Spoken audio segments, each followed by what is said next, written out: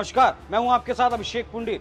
Social site Twitter पर कांग्रेस और BJP के बीच पोस्टर वॉर छिड़ा हुआ है। कांग्रेस ने प्रधानमंत्री नरेंद्र मोदी को सबसे बड़ा झूठा और जुमला बॉय बताते हुए पोस्टर जारी किए, तो अब बीजेपी ने भी जवाबी हमला शुरू कर दिया है। बीजेपी ने एक पोस्टर जारी किया जिस पर राहुल गांधी की तस्वीर लगी है और लिखा है रावण। बीजेपी के इस पोस्टर के जवाब में कांग्रेस ने प्रधानमंत्री नरेंद्र मोदी को मोदाना बता दिया। दोनों पार्टियां एक दूसरे पर निचले स्तर तक अब हमला करने में जुट चुकी हैं। पूरी खबर बताएं आपको। इससे पहले अगर आपको हमारी यह खबर अच्छी लगे तो खबर को लाइक करिएगा और चैनल को सब्सक्राइब करना बिल्कुल ना भूलें।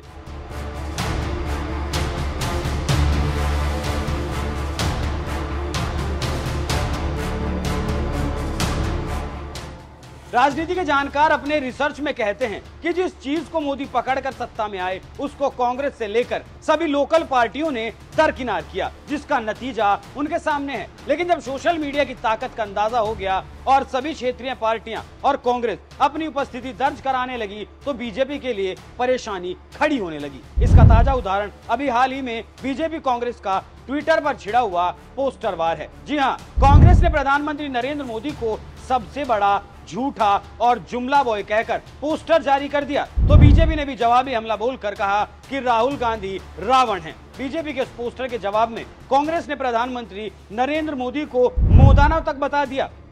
बीजेपी के पोस्टर को लेकर प्रियंका गांधी ने भी एक्स पर पोस्ट कर कहा, बीजेपी अध्यक्ष जेपी नड्डा और प्रधानमंत्री नरेंद्र मोदी पर उन्होंने निशाना साधा। प्रियंका गांधी ने अपने एक्स पोस्ट में पीएम मोदी और जेपी नड्डा को मेंशन करते हुए लिखा कि आप राजनीति और बहस को गिरावट की किस मंजिल तक ले जाना चाहते हैं। बीजेपी के आधिकारिक हैंडल से जो हिंसक और उकसाऊ ट्वीट किए जा रहे हैं उसमें क्या आपकी सहमति है? प्रियंका गांधी ने पीएम मोदी को सुचिता की कसम याद दिलाते हुए कहा कि क्या वादों की तरह कस्में भी भूल गए हैं।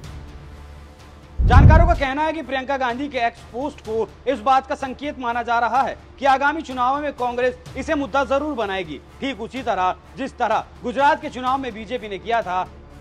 जानकारी देते चलें कि पिछले साल 2022 में गुजरात के विधानसभा चुनाव हुए थे। गुजरात चुनाव के पहले चरण के चुनाव प्रचार के दौरान कांग्रेस अध्यक्ष मल्लिकार्जुन खड़गे ने प्रधानमंत्री नरेंद्र मोदी पर सीधा हमला बोलते हुए उन्हें झूठों का सरदार बताया था। कांग्रेस अध्यक्ष के इस बयान को बीजेपी ने चुनाव में मुद्दा बना लिया। चुनावी नतीजे आए तो कांग्रेस को 2017 चुनाव की तुलना में बहुत बड़ा नुकसान उठाना पड़ा और पार्टी 27.7% वोट शेयर के साथ महज 17 सीटों पर सिमट कर रह गई। गुजरात में कांग्रेस की करारी शिकस्त के लिए खड़गे के बयान को भी प्रमुख वजह बताया गया। सवाल अब उठ रहे हैं कि गुजरात चुनाव में जिस रावण के मुद्दे पर कांग्रेस हिट विकेट हो गई थी, अब 5 राज्यों के विधानसभा चुनाव और लोकसभा चुनाव के पहले बीजेपी राहुल गांधी पर वही शॉट क्यों खेल रही है? कहा जाता है कि बीजेपी जैसी पार्टी सियासी नफा नुकसान का आकलन किए बगैर कोई दांव नहीं चलती। फिर इस दांव में पार्टी को क्या लाभ नजर आता है? कहा ऐसा जा रहा है कि बीजेपी ने अगर राहुल गांधी की तुलना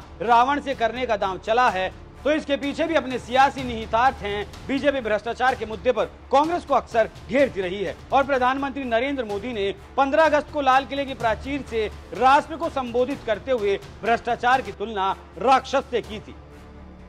अब बीजेपी ने राहुल गांधी की तुलना रावण से कर दी है। ऐसे में बीजेपी का ये दांव 5 राज्यों के चुनाव में किसे जीत की मंजिल तक पहुंचाता है और किसे हार की दहलीज पर लाकर पटक देता है, इसे लेकर भी बहस अब शुरू हो गई है। इसका कितना असर होता है और कांग्रेस इसे कितना कैश करा पाती है, ये तो वक्त बताएगा। लेकिन बीजेपी ने कांग्रेस के एक और चुनावी दांव का कांग्रेस की सरकार वाले राज्य में ही इस्तेमाल कर दिया है। इसी को लेकर जानकारों का कहना है कि बीजेपी ने 5 राज्यों के चुनाव से पहले कांग्रेस के 2 दांव चल दिए हैं। एक वो जो कांग्रेस के लिए गुजरात में आत्मघाती साबित हुआ था और दूसरा वो जिसे देश की सबसे पुरानी पार्टी ने बीजेपी का दक्षिण का दुर्ग भेज दिया है। बीजेपी के लिए दांव फायदे का सौदा साबित होता है या फिर घाटे का, ये देखने वाली बात होगी। लेकिन एक बात तो साफ तौर पर दिख रही है कि सोशल मीडिया पर बीजेपी को काफी टक्कर अब मिलने लगी है और अब बीजेपी सोशल मीडिया पर कांग्रेस से पिछड़ती हुई भी कहीं ना कहीं नजर आ रही है। आपका इस पूरे मुद्दे पर क्या कुछ कहना है? अपनी राय हमें कमेंट कर जरूर बताइएगा। नमस्कार।